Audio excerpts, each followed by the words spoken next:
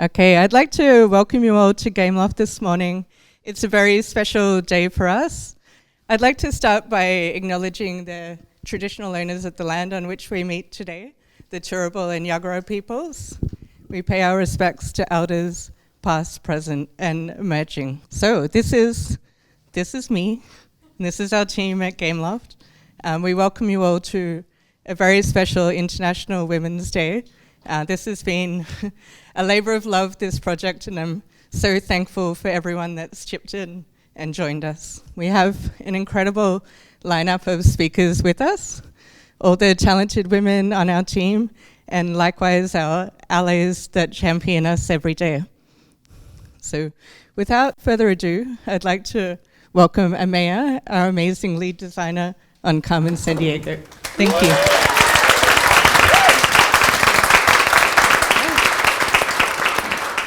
Thank you. I know I look pretty different to that.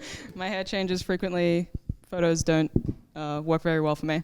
So thanks for coming today. I'm here to talk to you about Carmen Sandiego, a role model heroine. Basically, if you don't know, we've recently released a game, Carmen Sandiego, which follows on from the franchise. And I really just want to talk about things that we learnt about the history of the series and how that really influenced us in the end. If you don't know who I am, my name is Amaya Kabel. I've been a designer here at Gameloft for about the last 4 years or so. I started on Oregon Trail and My Little Pony, and now I've been on Carmen for the last few years, and now I'm leading up the design team on it. But more importantly, who is Carmen Sandiego? So who here knows of like the Carmen Sandiego series? Yeah, good. Okay, that's good.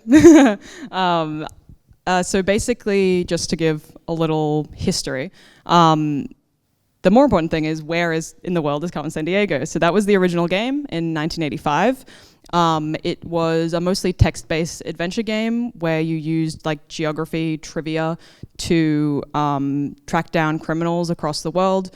And the main goal was to catch Carmen Sandiego. She's kind of like the carrot on the end of the stick at the end of the game.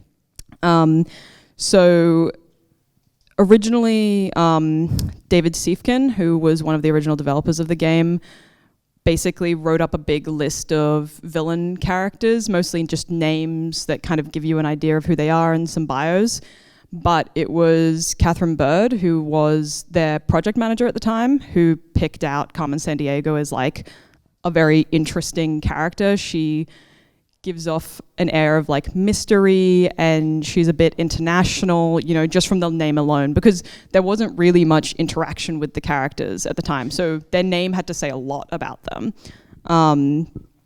And from there, they developed the character, and they always had the goal of her being appealing to boys and girls, because this was for a younger audience mostly. And they basically said they wanted Carmen to be like a role model for girls, and for them to basically forget that she's a crook, like not even think about it.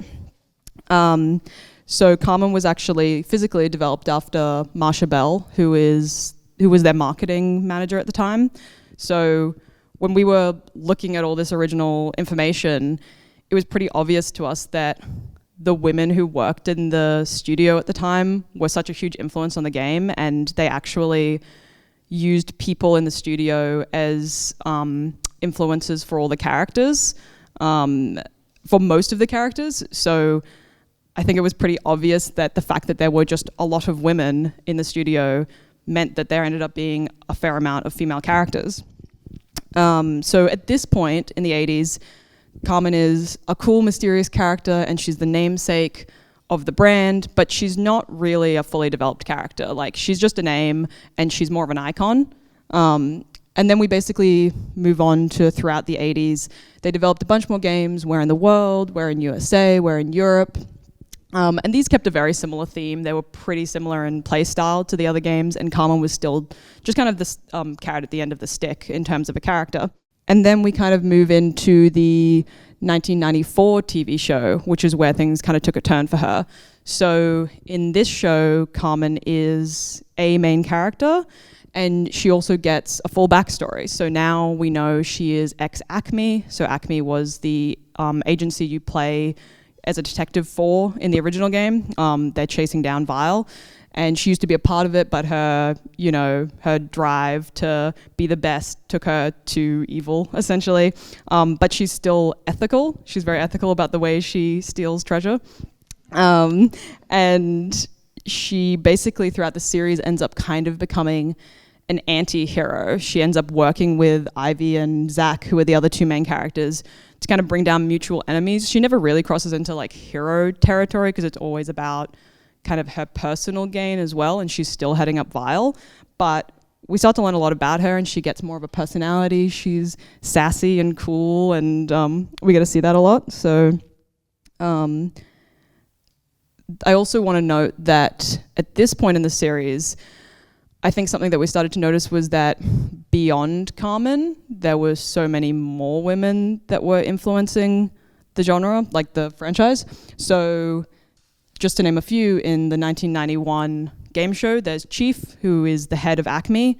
In the original games, it's kind of like a nameless chief and then kind of ends up being like a man, but in the game show, she got defined by the actor as a black woman, and she has been that ever since. It's a defining part of her character. She's very no-nonsense, very tough, and she has been that since that moment.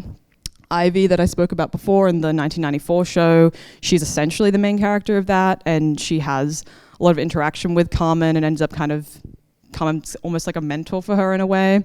And in the 2001 Treasures of Knowledge, we get introduced to Julia Argent, who is an Acme agent, and we actually learn that she used to be an ex-colleague at Acme with Carmen.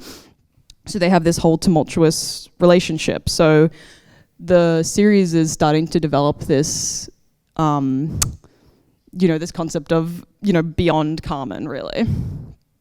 And then we kind of fast forward to the 2019 show where Carmen takes a huge step forward and she is now the main character. She is now a hero and she is now, an action hero. So in this series, she is ex-Vile. She used to be a thief, and she still is, but she ends up moving away from Vile and stealing back treasures to return them to the world. So they kind of take that concept of her being an ethical thief and move it into a hero status.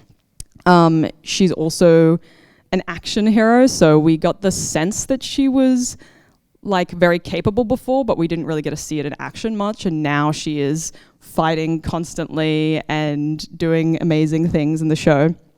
And the series also continued the trend of having a wide cast of female characters.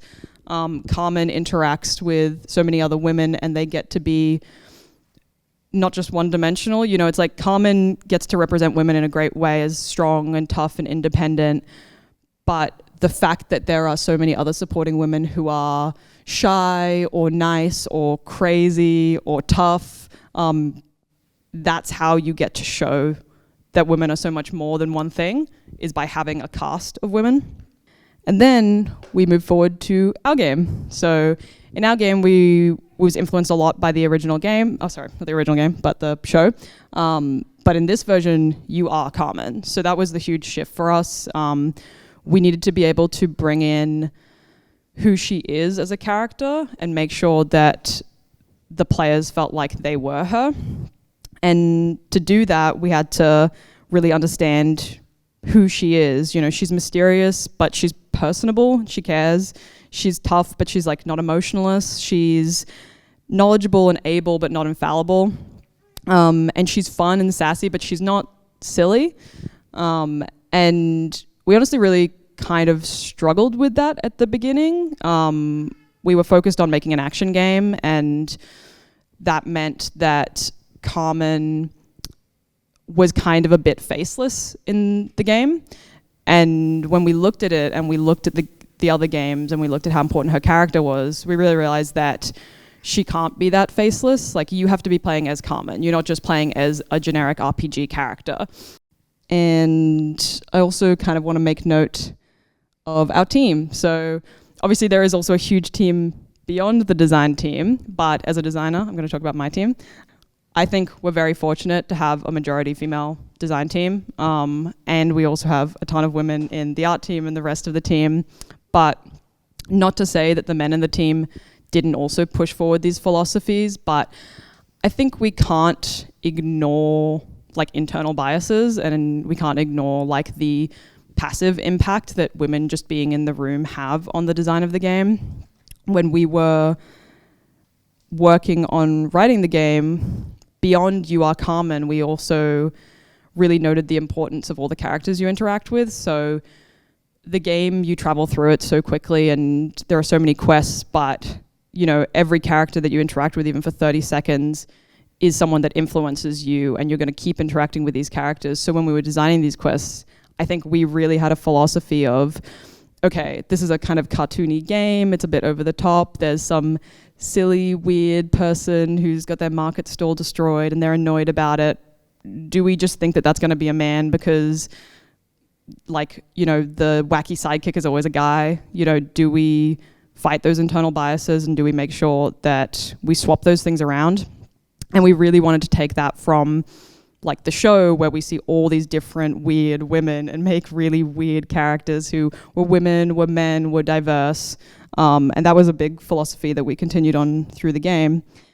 And we kind of continued it on to our main big original character, who is Agent Hyde. So this is basically the character that we developed for the game. She is vaguely inspired by a character from the original game, Jacqueline Hyde, but we actually developed her before we made that link. So going a bit behind the scenes, originally she was Agent 9, and we wanted a Acme agent that Carmen could work with, that she could use to get her into like the suspect database and stuff like that. But it couldn't be Chief, because Chief needs to be a bit ethereal and in the background. So we developed this kind of like rookie who is so excited to work with Carmen. She's Carmen's biggest fan. She knows all her old cases and everything.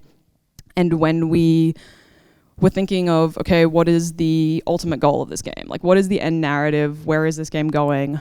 Originally, honestly, it was more of a passive thing. It was more of an issue that Carmen was dealing with. But looking back through the series, we kind of knew we needed an antagonist. We needed her to have a relationship with this person, and it kind of just immediately became apparent that it had to be Agent Hyde, because again, looking back on the history, you know, Ivy was someone that she had kind of ended up having a mentorship with, even though they were enemies. You know, Julia Argent, they used to work together, but then they kind of developed like an enemy relationship. Chief was suspicious of her, but then they kind of end up working together because they might be of use.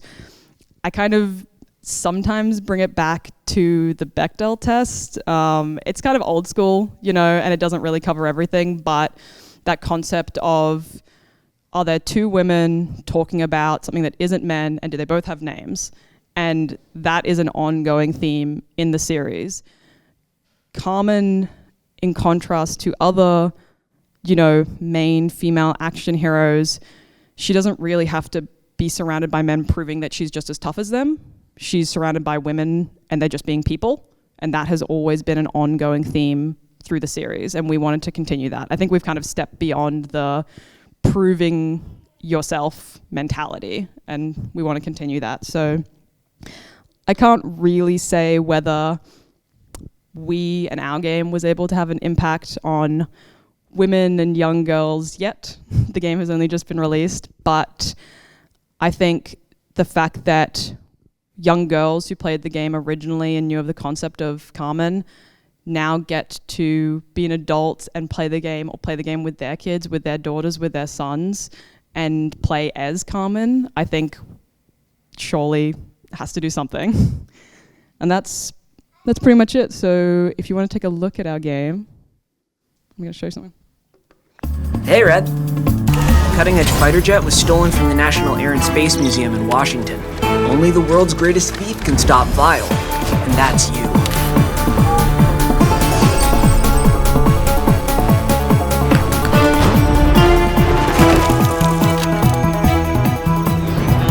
For the first time in history, You get to play as Carmen Sandiego.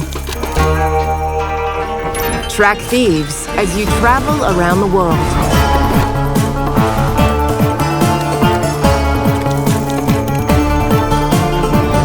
Use state-of-the-art gadgets and gear.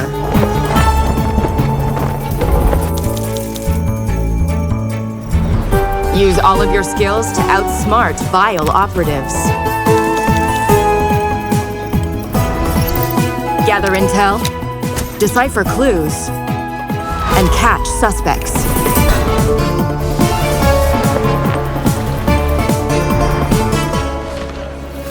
Get ready to travel around the globe as the world's greatest thief. Learn more at www.carmensandiego-game.com. Thank you.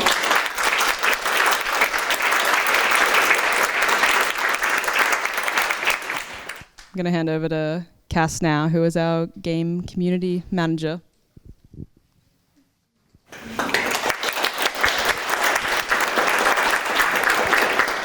Hi, hello. First, I would like to thank Liz for stealing my Cyclone Alfred joke at the beginning of this. And we're just going to set up and we'll be with you in a second. Okay. All right, everyone. Welcome to our International Women's Day panel. I'll try not to be too loud for this thing. Before we begin, I'd like to acknowledge the traditional owners on the land that we have gathered today and pay my respects to elders past and present. Okay, now let's dive in. Today we're here to celebrate women in leadership.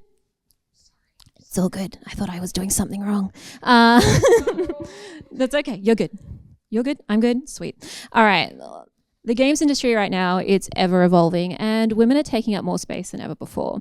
But let's be real. There are still barriers and battles that we face every day. That's why conversations like this are still needed and will always be needed.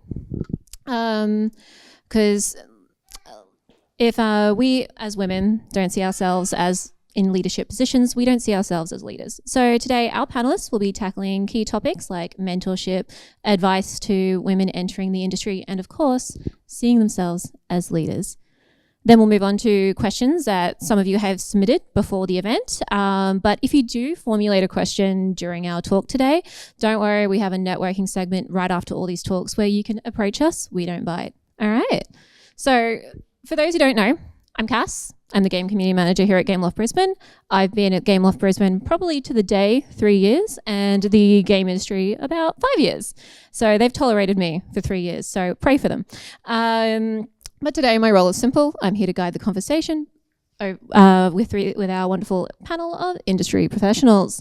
So today we have Hannah. She's one of our lead artists. We have Nancy, one of our art directors. We have Valeria, one of our producers. I hope I pronounced your name correctly. Yes. And we have Ella, our audio lead. But obviously I've just said their names. I can't tell their stories for them. So without further ado, if all of you could introduce yourself within our 20-minute time limit, that'd be great. Hi, so yeah, I'm Hannah. I'm a lead artist on the Carmen Sandiego project, taking over from Nancy. And I've been in the industry for about 20 years as an environment and character artist and have recently become a lead here, but I've been with Gameloft for 5 years. Yes, hi, I'm Nancy. So I'm art director here at Gameloft. I started in the industry in 2005. So 20 years ago. I got the chance, I'm from Montreal, so French Canadian, so I got the chance to work in big studio before, so like at Ubisoft and Electronic Arts, and I also had the chance to start my own business, my art studio. When I was in Montreal, unfortunately that didn't work, but it was a really good life experience. And then I moved here 6 years ago, taking over a role as a lead for MLP and then Carmen Sandiego and now art director. So that's me. Hi everyone, my name is Valeria. I'm the producer here at Gameloft. My journey into game industry started about 9 years ago, but I originally started actually on marketing and business development. But about 6 years ago, I moved into production. So I've been producer on lots of mobile games, but almost a year ago now, I got a chance to join the Brisbane team here. And I've been a producer here on Carmen Sandiego project. That's me. Hi, I'm Ella. I'm audio lead here at Gameloft Brisbane. I basically grew up in the games industry. I've been in it since 2000 that I actively started working when I was about 11 years old, and now I'm here, and it's great. Okay, don't show us up. Second generation games industry. I make this joke far too often. I was bred for this, like seriously. All right, let's start with our topics today. So here we're going to cover the path to leadership. So reflecting on your trajectory towards a leadership role, what would you say was the most critical factor in your success? Was it mentorship, clear guidance from your managers, additional training, or something entirely else? Go for it. No one, anyone. I can start. So I started to be a lead. I was working on Assassin's Creed. We just released Patriot, which was the Assassin's Creed 3. I was a character artist on that project. And then we started Black Flag, and I was in the character team, and the lead that was in position left. And the producer that was in charge of our team figured that I had some skills with management, and he thought that I would be a good fit to lead the team to keep going for shipping that game, and he gave me my shot, like he gave me a chance, and that's how I was on the lead position from then. So just somebody opening up and thinking that I can do a good job. And now you're a lead here. And now I'm here, yeah.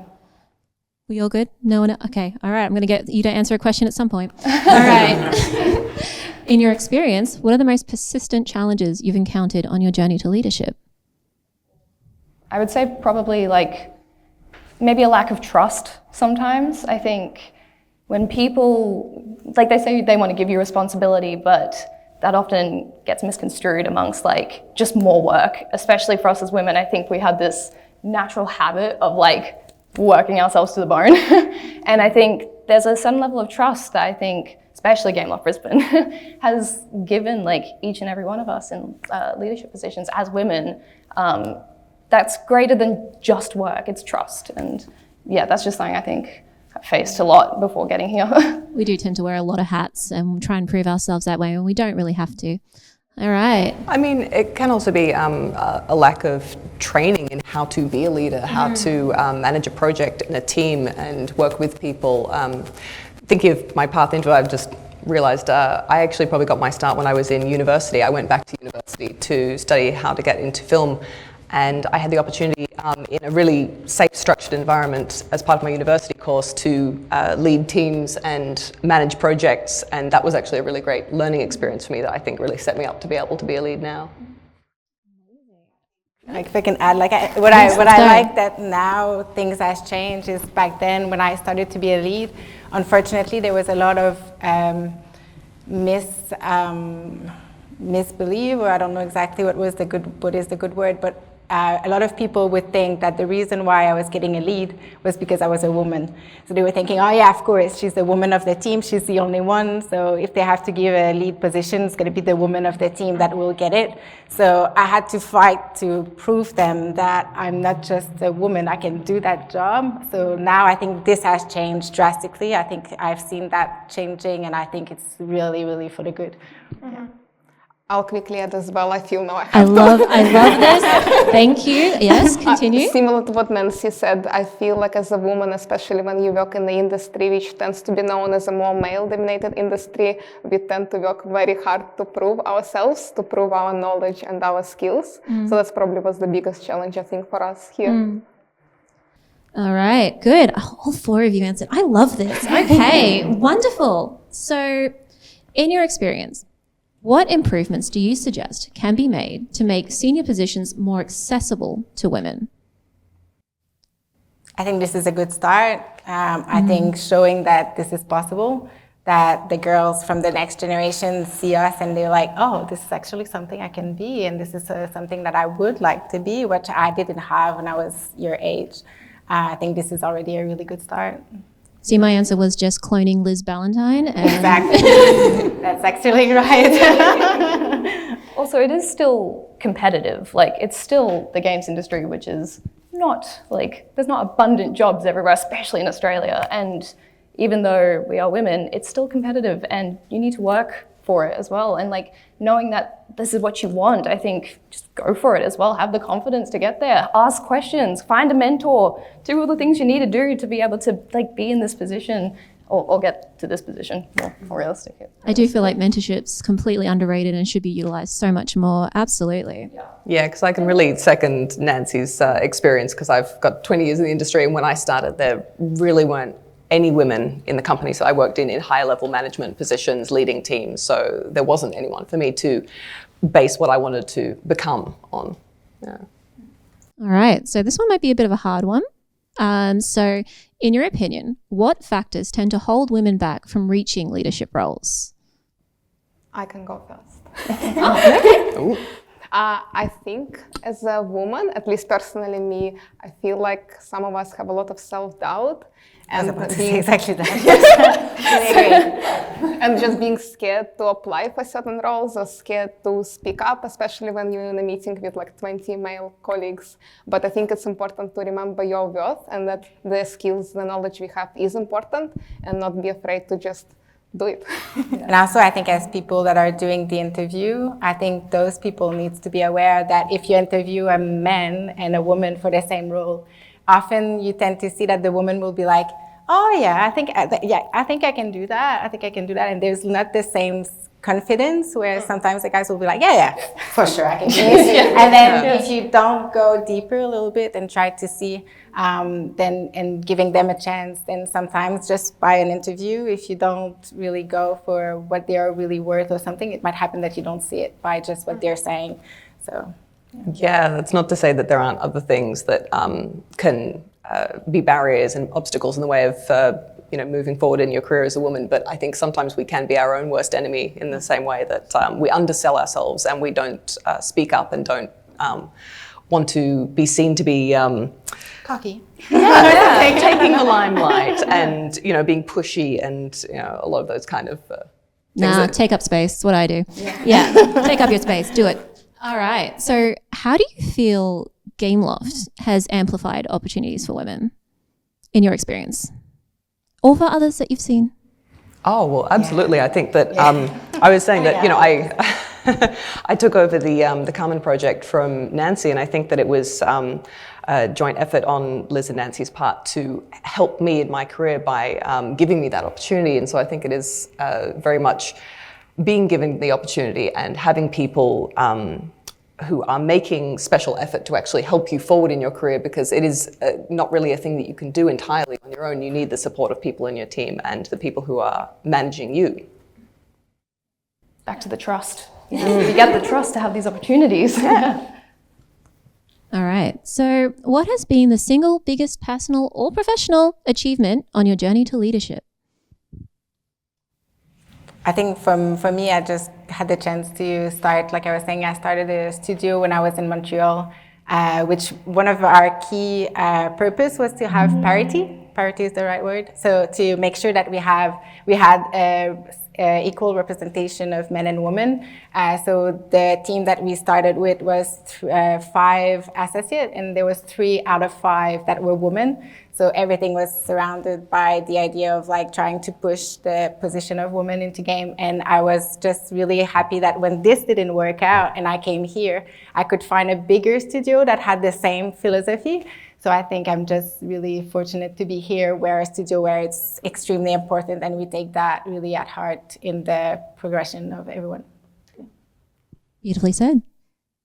No one else wants to put their hand I can probably mention the latest achievement. Yes!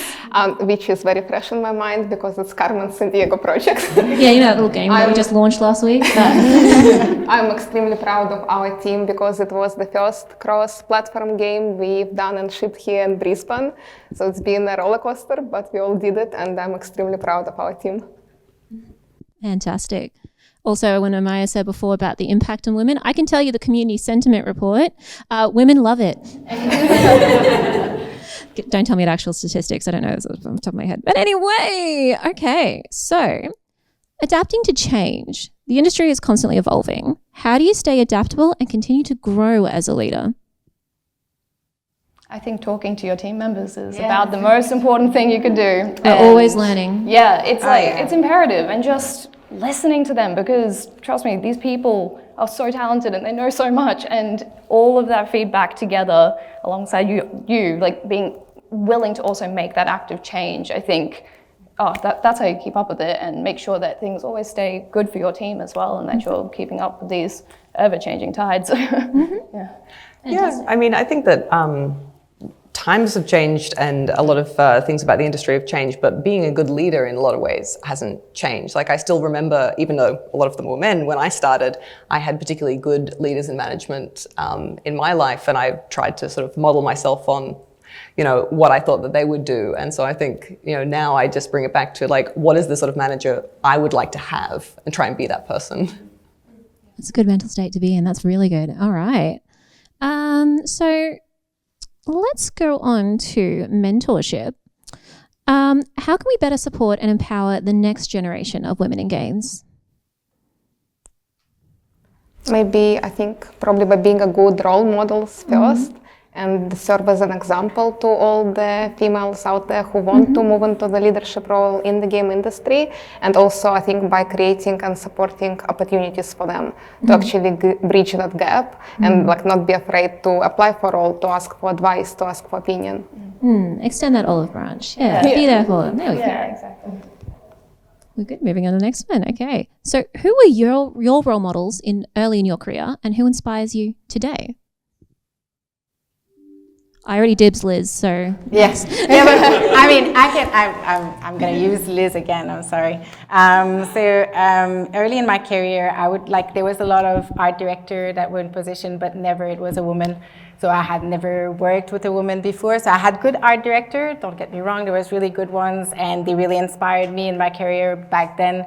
But I think here in Brisbane and Gameloft, we're really lucky to have Liz, because she has been the only art director female that I knew and that I had around me. And she really inspired me into how you should be an art director, and how you can still be really approachable, and how you can still have a relationship the way she has a relationship with everyone in the studio. And she's fully up front for us and women's and in the industry as well, just not in Gameloft but in Australia. So just like how she represents us and the game, like it's incredible. So yeah. Yeah. I can say it on the microphone for you, Manel. Yeah. If I can be super cheesy, I would say both my parents, but particularly my dad, both, early on in my career and now, honestly, it's still the same. I'm very, very blessed to have grown up with parents who both worked in the games industry. It was a blessing. And then they both mentored me as well. So, I mean, they're the best. I just have to mention that. Shout out mum and dad. Oh, yeah.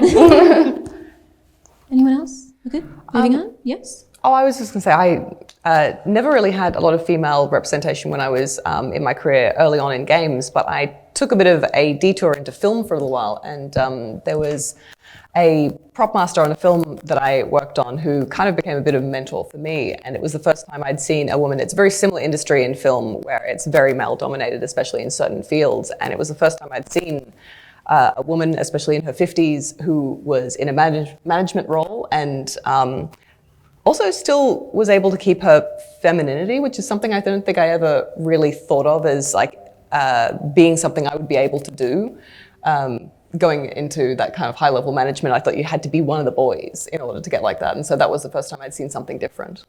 Like Amaya, after every single professional photo, you change your hair, she changes your hair, and we have to do new photos. Mm-hmm. But anyway, okay, so, if you could offer one piece of advice to young women aiming for leadership roles in our industry, what would it be?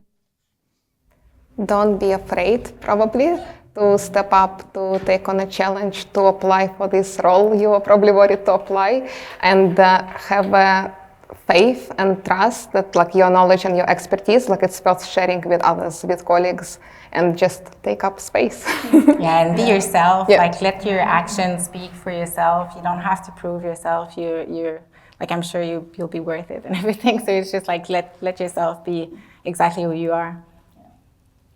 And if not, the marketing person will do it for you.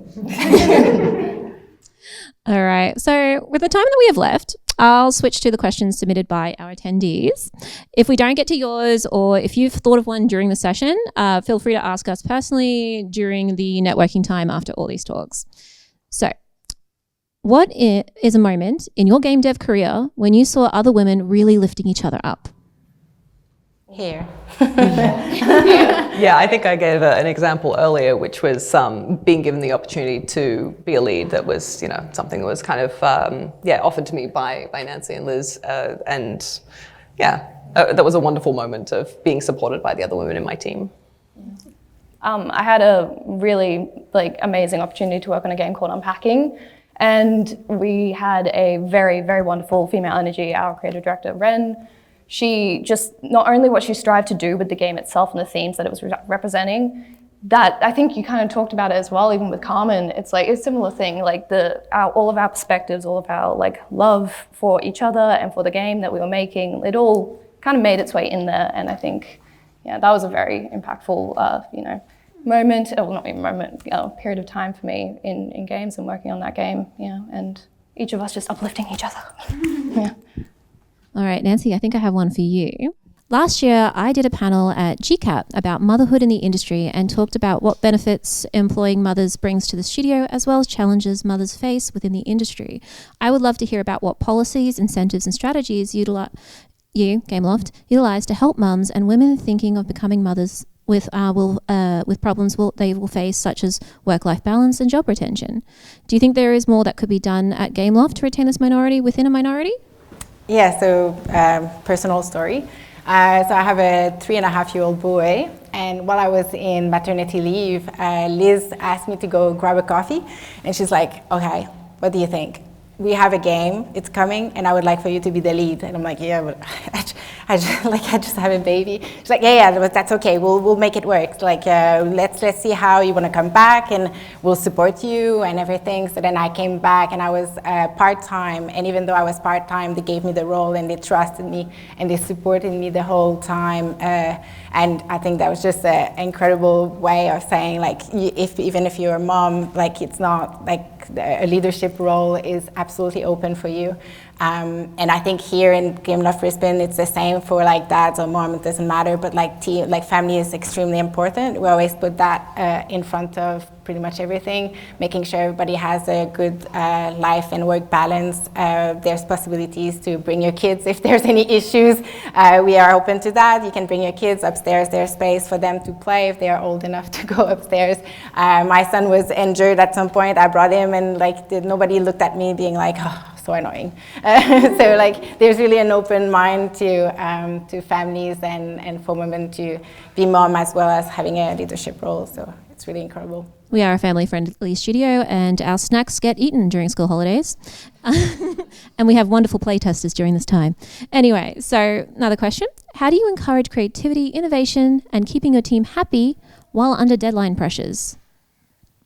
I think I always try and support my team with telling them when they've done a good job.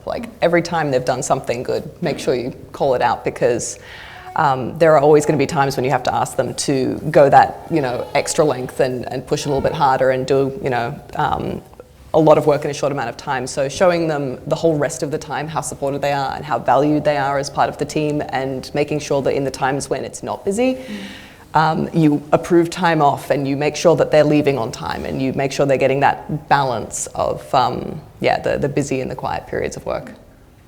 I always put myself as a role of saying no to everything, making sure that my team is not overwhelmed. So I tend to put myself in front, and I'm really working for my team. I'm not working for anybody else. I always try to keep them in front and center of everything that I kind of stand for. So making sure that they have all the space to be as creative as possible. So. All right, we good? All right. I think final question, because of our time limit. What are some important first steps to help women getting started in the industry? Would be great. And we're here for you. Well, what events are there out there? We have a lot of, there's Queensland Games Festival, there's Big Dev if you're over 18. I think there's good initiative here where we bring the school on board here and just showing them what it looks like to work into the industry. I hope that sparkled quite a bit of incentive into people knowing that this is a really good place to be working in. Probably more courses related game into a younger age stage would be really good, so that they can see what is that, and maybe understanding a little bit more what it's all about. And yeah, mentorship, that's a different. Yeah, I mean, I find if you can't or you don't want to go out to live events, although meeting people in person is fantastic, reaching out to people online is also really great.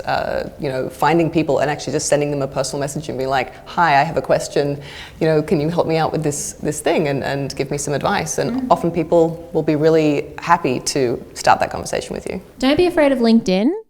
I'm sorry, I know it's not the most attractive platform, but if you want to network, I would say do not be afraid of LinkedIn. You can reach out to hiring managers, find mentor programs and all that jazz. And I've been told time. So thank you so much for joining us today. Thank you so much for tolerating me. And I will bring you our next talk. It's you, isn't it? It's our wonderful studio director, Amaya.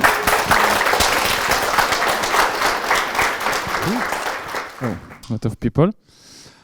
Hello everybody, happy to see you all today, happy to see familiar faces, happy to see new faces also, happy to be celebrating a week late the International Women's Day. Thank you, Alfred. But I'm happy we didn't cancel it, we just push, and I'm happy of course to be here with you all. So we're here to talk about mixed gender leadership, and more importantly for how, in my opinion, collaboration drive stronger results. So let's dive into this. First, welcome. The topic I would like to cover today are, of course, toward the great women of the video game industry, but also how unity, collaboration can drive great success. You know that internet is filled with a lot of data about why a diverse team, different perspective, different origin story, different gender bring better results. And I don't want to be Google for you. You all have Google, so feel free to check for that. What I do want to share with you today is just my personal history toward this topic in my personal career. I've been in the video game for a little while now, and I think it can be interesting to hear, I hope, at least. So yeah, that's me with a picture that a long time ago, when I was a kid, the time where it started, when I discovered video game with my father. We talk about the influence of father. Yeah, he's the one who brought video game for me in Tahiti, so not that far from Australia. And at the bottom, that's my little girl today, who is 4-year-old Charlie. So I've been in the video game industry for almost 20 years now. I had a studio also in France, as you can guess with this accent, for almost 10 years doing games and apps, mixing video games, story where you had a hero, and card games, weirdly enough. It was really fun. Then I moved to Montreal for a bit more than 7 years, where I worked at Gameloft Montreal, working on games like Lego Star Wars, Dungeon Hunter, and recently Disney Dreamlight Valley. And for a bit more than 2 years now, I have the chance to be working in the Gameloft Brisbane studio with all the talented people here, creating amazing games like this one, Carmen, Sandiego. So, need to stop pushing that. I was lucky enough, it didn't start here in Brisbane, in Montreal also. I was able to work with teams that were a bit more mixed than the norm, I would say. There's still some work to do, but it was great to have a wide variety of people, a wide diversity of people in the Disney Dreamlight Valley team, for example.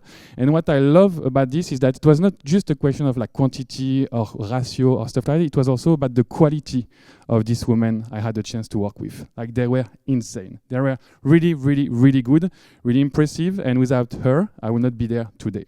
So I have 2 examples to show. There will be a lot to say, but I only have 10 minutes. So I'm going to be quick. The first is on Disney Dreamlight Valley, and where I think the team and the diversity of the team is behind the success of the game. So for those who don't know, Disney Dreamlight Valley is one of the pioneers at the beginning of the cozy trend, which is a big trend right now with a lot of really cool games. And we released a little bit after Animal Crossing, who was kind of the big one at the COVID era for those who played. And it was Disney Dreamlight Valley is a game where like it's 80% female, 20% male. And it's a game where you balance some really cozy activities like gardening, cooking, fishing, and having fun with really more intricate puzzles. You play with deep psychological theme, sometimes trauma. People cry at the end of Disney Dreamlight Valley. It's actually really deep. It's fun also, don't worry. But it was a really interesting game to work on. And we had the chance, as I said, to have a really diverse team from the get-go, from the beginning. And that was really useful because we could have easily fall into classic cliche or trap of like doing, okay, it's a game for 80% female, we're gonna do fun activities, gonna be cute, etc. But no, really in the very first weeks, we started to listen the team, and they were already talking about like deep, intricate puzzle, deep, intricate theme, all the things that will make this game way deeper than it looked like. And I think for me that was a key revelation of how this diversity was amazing in the team. And if Disney Dreamlight Valley is still, as of today, the Gameloft biggest success story, I think it's heavily related to its team and his diversity. And I'm going to actually let Claire, our marketing lead, so the Mark, so those who know Mark for I'm here in the studio, the Mark of Montreal, who of course work on Disney Dreamlight Valley. Thinking a little bit about diversity on our team, and how and why it was important in bringing to life a great product. First, I think it's important to think about our customers. And secondly, I think it's interesting to think about how our team was functioning and how our team was ultimately bringing to life diverse perspectives. Thinking about our customers, I'm a marketer after all, I think it's important to recognize that life simulation games are ultimately products where people are going to express themselves. To do this, they were going to expect all sorts of different dresses. They were going to expect to see their skin tone. They were going to expect to see their Disney stories represented. And on the marketing side, we were driving all sorts of insights forward. But for me, what was interesting was the fact that our team was able to recognize the value in these insights and prioritize them because they had diverse perspectives themselves. We had people on our team with different fashion senses, different sexualities, different genders, different gaming experiences. And they were all able to see their various different experiences in the data we had, connect them with their experiences, and help us decide and decipher what was going to be important for our customers. It was really these diverse perspectives that helped us bring to life, I think especially on the self-expression side of things, and bring that idea forward. Secondly, thinking about how our team was structured, thinking back a lot about my experience about Gameloft, I was a lot more junior when I first started, as were many different team members. And for me, it was the fact that leadership on our team were really recognizing the value of diverse perspectives, and we're maybe inviting non-traditional members or people who wouldn't have historically been invited to the table to share their ideas. Perhaps sort of one example we had a Disney experts panel that we pulled on. Some of these people on our team maybe would have been junior or wouldn't have historically been involved in creative brainstorms, but the fact that we thought about inviting this sort of a diverse panel forward really helped us to create a great product. And I also think it helped different, more junior people to feel comfortable coming to the table. They felt really validated and seen. Yeah, so it's not just me thinking this. This is Claire, and this is a global echo we also saw in the audience who played the game and liked all the representation of the character, the stories, and the main avatar. So yeah, for me that was one of the key examples of how diversity can be great for a game, and I'm really, really thankful for everybody on Disney for that. The second big moment I wanted to share is way more recent, of course. It was in Brisbane with Carmen Sandiego. You now know, thanks to Amaya, a lot about Carmen Sandiego, which is great. For me, as you know, it was a challenge because we had to reimagine a classic game where initially you were hunting, chasing Carmen, to now you are Carmen. And as Amaya said, it bears the question what it means to be Carmen. And for the first few months of the game, the character we had in the game was more like a vessel for the story than an actual full-fledged character. So the story was progressing, the game was interesting, but from a narrative perspective and from a character representation perspective, it was not amazing. Something was off. So it was a time for a pivot. And at this time, we had to sit down with the team. And on my side, I had a plan. I had everything planned. I knew what to do. I knew how to save the thing. I knew it was going to be great.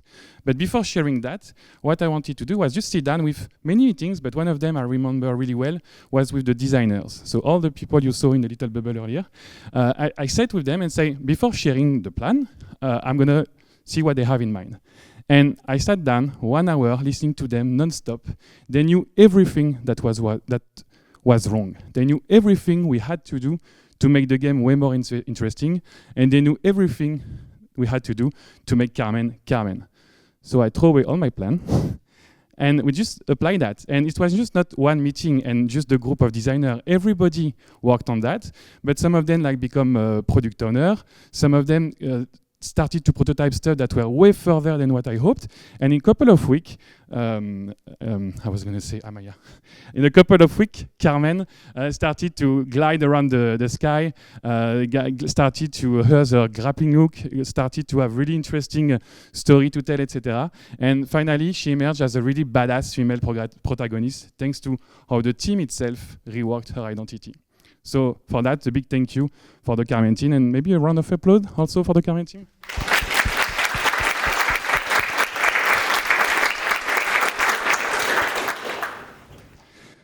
Carmen team.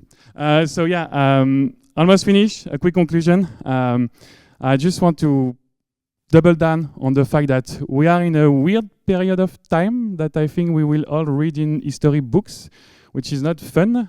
I think even more now than ever, it's important that we are collaborating, diverse, united, that it's not a question of pitting group against each other. It's about realizing that we all need one another and find a way to work well together, I think.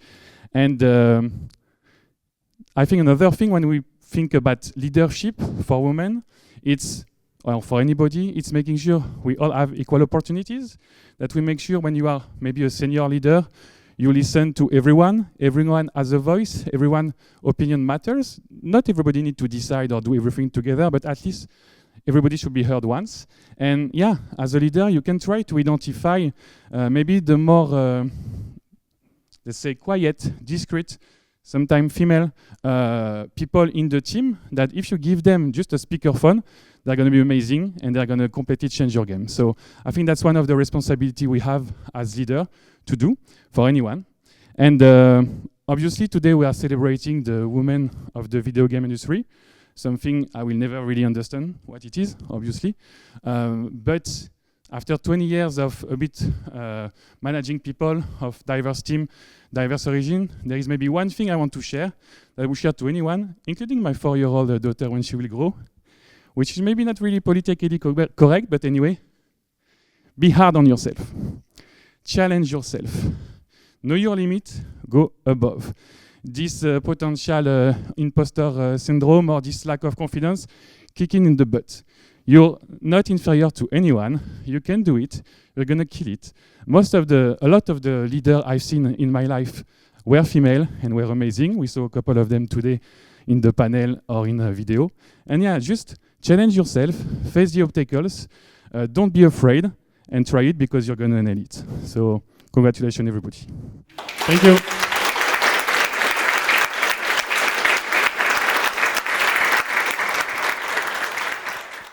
Okay, so the last piece is around mentorship in games. Caddy's an absolute legend and has run so many of our programs, helping along the way. So I'll hand it over for Caddy to start, and then I'll wrap it up. Okay. Great plan. Yeah, because I really want to network at the end with everybody. Is that working? Yeah. Okay, I've got a loud voice anyway. Hi, everybody. Hi. My name's Caddy.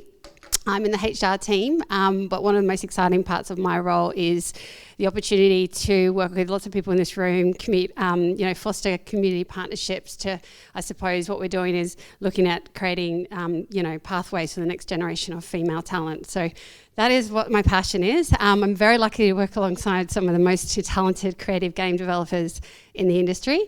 My 7-year-old daughter is a big gamer, so she says. So this is great for me because I'm a rock star in her eyes, but also it's a negotiating tool. So when she's a bit naughty, because she wants to come and hang out with the artists all the time, I'm like, okay, well, you got to be good and I'll bring you in. But yeah, it's great. She's 7. She's already wanting to be in the game industry, and I'm like, yep, you can do that. And, there's so many different types of careers for you. I guess this is what we're here for. It's been mentioned in the panel, which is amazing. Mentoring and I suppose setting up a pathway for young talent is so important.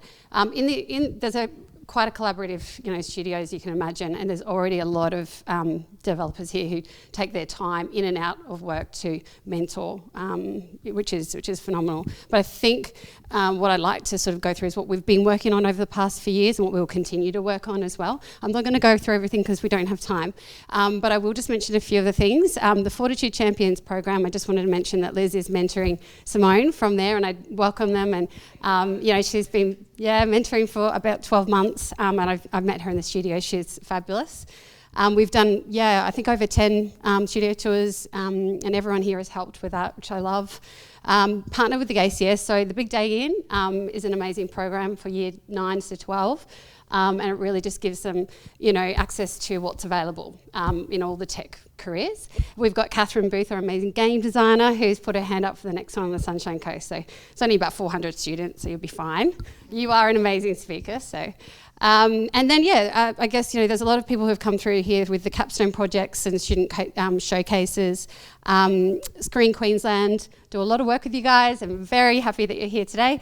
A lot of internships. We've got a lot of people here. I can see them here have come through those internships, supported by Screen Queensland.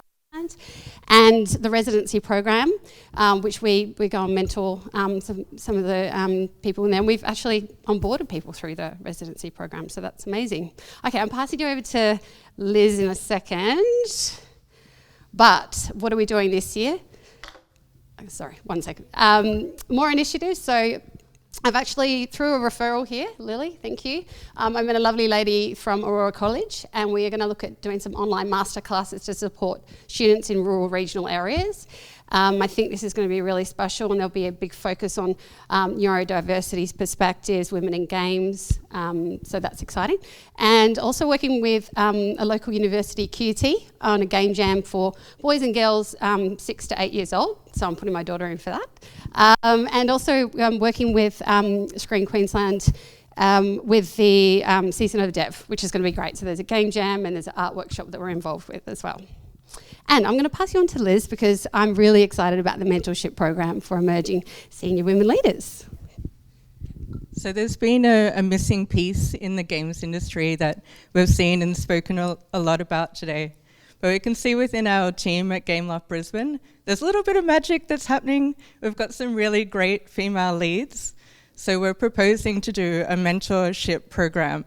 And this is going to partner you with some of our amazing leads one-on-one to have the opportunity. We'll announce more later this year, but it really is just that missing part and a step of action that we can all take together. So watch this space for more.